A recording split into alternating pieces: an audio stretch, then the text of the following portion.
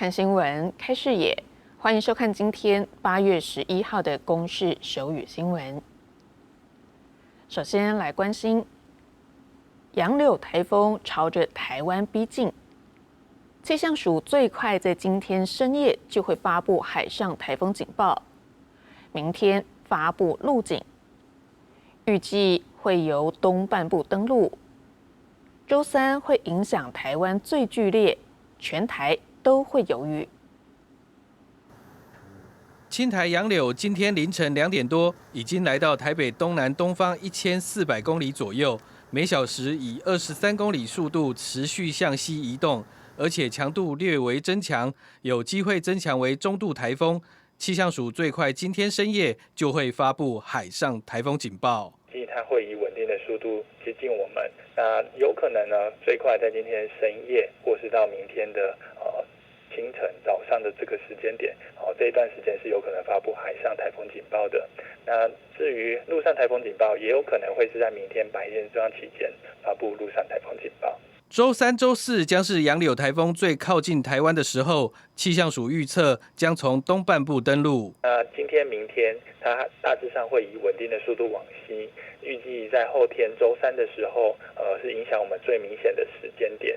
那依目前的路径预测，它有可能会往我们东半部陆地登陆。周三是杨柳影响台湾最剧烈的时候，全台有雨，北台湾、宜兰和花莲以及南部山区要留意有局部豪雨。由于杨柳移动快速，周四上半天还是要留意较大雨势，等到下半天进到台湾海峡，雨势就会减缓。公视新闻陈修林、刘选台北报道。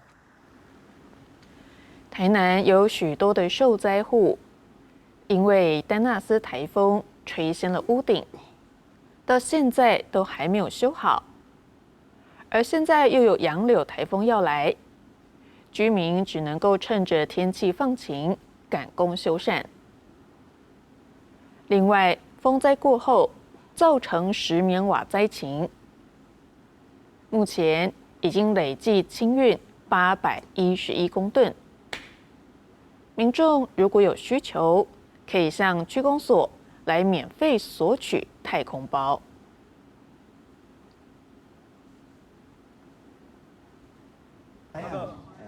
志工趁着大太阳，赶紧上屋顶协助受灾户盖帆布。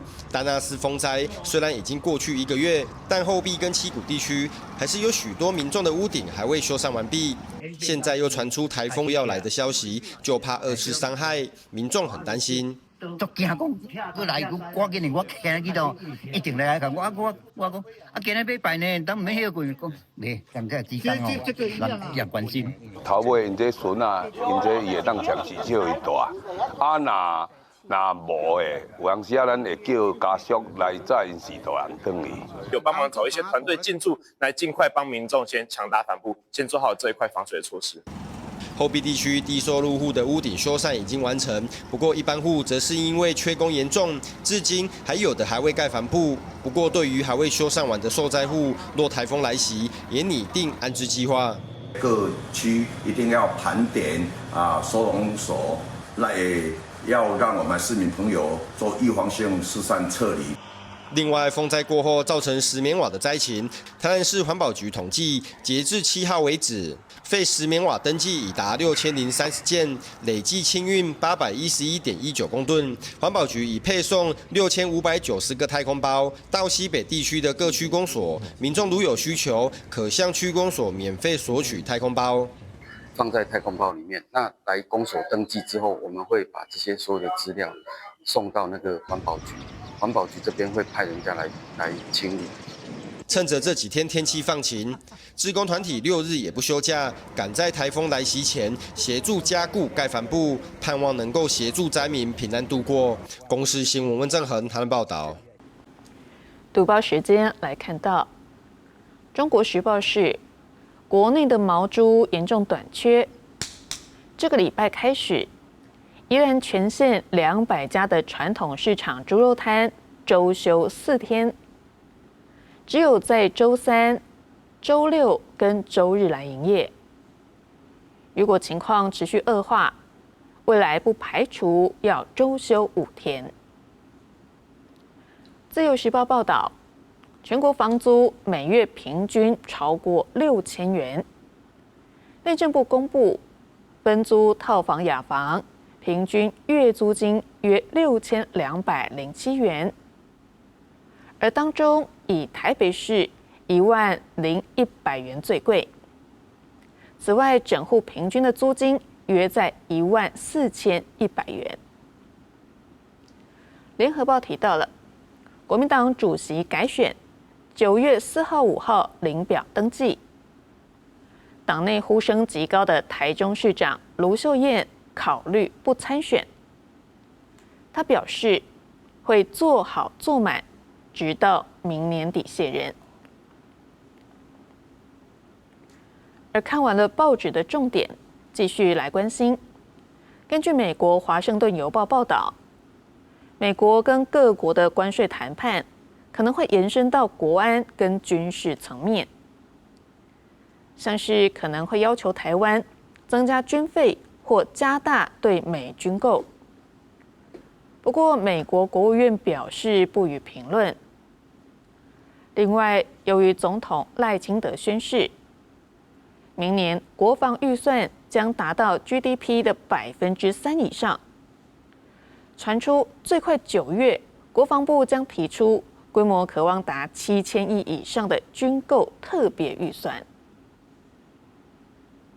美国对等关税冲击全球贸易体系。美国《华盛顿邮报》取得多份美国政府与多国初期谈判文件，在报道中揭露，川普关税谈判不止在贸易领域，还延伸到国安跟军事层面，直接施压盟友配合军事部署，像是要求柬埔寨允许美军进出云壤海军基地等，也传出要求台湾增加军费或采购更多美国军务。不管有没有关税问题，我们都要提升国防力量。如果现在能够绑在一起是川普的政策，那对台湾更有利啊！表示美国呢，也必须要出售给台湾需要的一些防卫性武器。我们支持政府购买台湾需要的防卫武器，买武器并不会缩小贸易的顺差。第二，大规模购买武器也很可能造成我们其他部门预算的排挤。美国国务院不评论华邮报道，但强调期待看见川普政府利用互惠的贸易谈判造福美国人民。而为了达成国防预算达 GDP 3%以上目标，我国防部长顾立雄先前表态，将研议军购特别预算，传出最快9月中立法院开议前提出，规模上看7000亿元，可能还是以飞弹为主啊，因为不管是制空或者是制海，这些飞弹的能力，基本上它会形成我们在空优上的一个基础。专家分析，飞弹跟无人载具、反无人载具都是重点发展方向，像是要向美方采购的国家先进地对空飞弹系统、爱国者飞弹，甚至是国产的天弓、雄3飞弹，都是海空军迫切需要的战力。至于美方军购延宕，除了 M1A2T 战车陆续到货，但爱国者飞弹等持续延宕，专家建议国军应积极争取，尽早交付。公视新闻欧荣、许家瑞综合报道。美国对台对等关税，目前是既有的税率再叠加20%，轮胎、螺丝等传统产业恐怕受到冲击。而产业界表示，这跟之前想象的不一样，呼吁政府稳定市场，不要冒险让产能大规模的外移。而工商协进会也提出了4大建言，希望政府帮助产业提早布局营运。纸盒送进盒装机中装满螺丝，不只生产标准产品，还有客制化商品。高雄冈山是台湾螺丝扣件重镇，2020年到2025年产业面临订单爆量骤减的上冲下洗，最近又遭遇台币汇率波动、美国对等关税冲击，20%关税公布后叠加原有税率，有螺丝业者认为对产业冲击更大，但自我提升更重要。几乎拢提单嘛，一单嘛，大家唔爱困库存嘛。你急单落来的时阵，你有材料应付无？劳工人员有够无？你的机械设备有够无？你遮若是如果这2项拢无够，你要安怎？有业者建议做好事前准备，把握每次急单，因为必要需求仍存在。这一波关税冲击也影响到轮胎业。这种关税的不同各地区的不同我们会做一些转移的哈。或基本上对等关税实施之后，我们预测美国的市场会应该有比较衰退的一个现象。轮胎大厂建大认为，叠加关税恐让美国市场出现通膨现象，采购能力消退，将影响第三季表现。呼吁政府提早告知业者变化或转型方向，以利调整。工业区厂商联合总会则建议，后续谈判至少要让关税延后实施，帮产业争取因应空间，避免产业大规模外移产能。这个20%的再堆叠上去，跟我们早期的想象可能不一样。其实应该维持现有的产业的产能跟市场，不应该激烈的移转或大规模的投资，而且应该要更强调的渐进的措施。工商协进会也提出4大建议，希望政府加速厘清美国对等关税叠加计算，包括召开说明会、公布完整清单、建立专责窗口与优化申请流程，帮助产业提早布局因应，让对等关税冲击降到最低。公视新闻综合报道。台湾人民共产党主席林德旺等人被控接受中共资助，推举副主席郑建兴参选台北市议员，并且举办造势活动，被依反渗透法起诉之后，日前一审判决无罪。判决的理由是，陈建兴当时还没有公告成为候选人。不过，检方质疑法院判决违背法令，错误引用判例，将要提起上诉。搞针对，当然我会觉得很委屈啦，没有受中国共产党任何的指示。第二个，没有拿任何共产党的钱。他是郑建兴，台湾人民共产党副主席，曾被党主席林德旺推举参选台北市议员，但两人都被指控接受中共资助，从事竞选活动，涉犯反渗透法。日前一审获判无罪，引发检方质疑法院判决违背法令，错误引用判例，依法提起上诉。本署检察官针对林姓被告等人违反反渗透法一案，认法院判决违背法令，认是用法为误，依法提起上诉。依检方调查，有对话记录证明林德旺受中共官员指示推派郑建兴参选，举行造势活动，现场同步陈抗，明显触犯反渗透法。但一审认定全案的各项行为都是在郑建兴被官方公告为候选人之前，并不符合反渗透法的构成要件，因此无法处罚。以前的一些判决或是其他法官的认知，他可能会把候选人的这个定义或范围，他去做一个不一样的解释。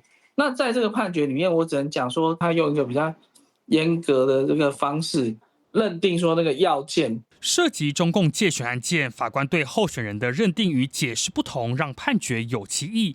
有律师点出，借由这起案件，也能重新思考法规是否能够更完善，找出争议，加以厘清。公视新闻陈冠勋报道，台北报道。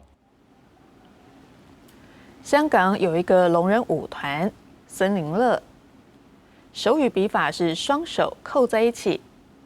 而最近他们来台湾演出，这支有热爱舞蹈的香港聋人黄耀邦组建的舞团，团员里头有听人，也有智障者。创立10多年来，致力推广聋人文化与共融理念。不过，因为他曾经参加社运，导致去年在香港的演出临时被取消了。为了寻找更多舞台，黄耀邦决定走出香港，今年更2度来台，让更多人看见他们精彩的演出。在这场手舞触动 3.0 的演出，呈现黄耀邦自身追梦的历程。表演中，他痛苦地扭曲着身体，象征遭到众人的否定。其他舞者纷纷撕毁手中的纸飞机，仿佛希望破碎，但他却捡起一张纸，重新折成飞机，并随之起舞，传达他对梦想不放弃的坚持。这么短的时间就表演得这么完美，真的很厉害。本身也是一个手语的学习者，然后有发现就是台湾跟香港的手语有很多相似之处，然后也希望说透过这个表演呢，能让我们听人更了解聋人的心路历程。不过这次来台演出与1月不同，少了其他听障团员，仅由黄耀邦与4位听人舞者共同演出。时间很短，我们练习时间只有4个月，真的很难。之前表演练习花了6个月，因为有肢体障碍、听障、聋人一起要花很长的时间。因为练习时间有限，黄耀邦只能邀请4位有经验的听人舞者参与。不过聋听要怎么搭配，充满了挑战。最困难的地方是因为我们听人数的拍子跟聋人数的拍子有点不一样，因为我们通常跳舞的时候都是靠声音嘛，可是他们听的是震动，还有就是靠眼神。那我们在中间有很多moment 都会想说我们要怎么去找一个平衡的地方。黄耀邦说，有些听人舞者学过手语，也愿意尝试与聋人共舞。他认为透过这样的合作，不仅让听人了解聋人的表达方式，也创造出真正的共融舞台。至于为什么要到海外表演，源自一段难以释怀的经历。2023年，森林乐在香港演出2天，吸引约500人观赏，原定隔年再演，却在最后一刻被主办单位取消。2019年，我有上台担任翻译，帮忙抗议的活动，听人、聋人、智障者一起的表演被取消，什么原因都没解释。我有问发生什么事，他们都不说。即使面对打击，黄耀邦没有放弃，他带着舞团跨海来台，希望继续让世界看见他们的舞蹈与坚持。也让更多人了解梦想的力量可以超越声音的界限。公视新闻牛宣文、王新忠、张明如台北报道。而来自香港的黄耀邦，从小就在无声的世界中成长，会踏上舞蹈之路，是因为20岁那一年，在街头看到了一场街舞表演，让他深受震撼，于是克服困难。学舞有成之后，更创办了森林乐聋人舞团，让更多的聋人能够接触舞蹈，站上舞台。他相信，只要愿意理解，就能够打破阻碍沟通的墙，也让世界看见无声的力量。香港森林乐聋人舞团由聋人舞蹈家黄耀邦创立。他出生在聋人家庭，3岁因高烧导致听力退化，6岁开始完全听不到声音。长大后，他也曾一度迷惘，直到20岁那年，路边一场街舞表演，彻底改变了他的人生。舞蹈可以给我像是力量、梦想、快乐，也可以让我表达自己的内心。他开始努力学舞，把耳朵贴近喇叭，感受震动，也请听人帮忙数拍子、抓节奏。短短3个月后，就勇敢站上比赛舞台，拿下全港亚军。但黄耀邦也发现，许多聋人虽然热爱舞蹈，却因听力受限难以学习，让他萌生一个想法，创立属于聋人的舞团。2010年，森林乐诞生了。森林中照进阳光，充满宁静，悄无声息的氛围，好像聋人的世界。如果听人进到了这片森林，看见聋人世界的手语，愿意去接触，就能沟通了。他用舞蹈当桥梁，让更多聋人能接触表演艺术，也让外界理解聋人文化。后来更获得资助，远赴美国纽约百老汇深造，在那里感受到无障碍环境带来的自由。美国和香港很不一样，他们有很棒的 ADA 法案，可以提供手艺，达到平权，在香港就很困难。回到香港后，他曾开设舞蹈学校，打造聋人与听人共融的学习空间，但因新冠疫情影响，被迫停办。黄耀邦并不气馁，专注经营舞团，甚至扩大招收对象，让身障者与听人也能加入，但每个人都必须学手语。各样的人和听人一起到这里，可以互相理解，身处不同的世界，但可以融合。近年来，他也尝试将自己的人生故事编进舞蹈中，用身体说话，鼓励更多聋人勇敢逐梦。公视新闻牛宣文、王新忠、张明如台北报道。关心天气，今天高温炎热，温度普遍在31到35度，大台北地区局部地方高温可能会来到36度。接着就提供您各地的气象资料。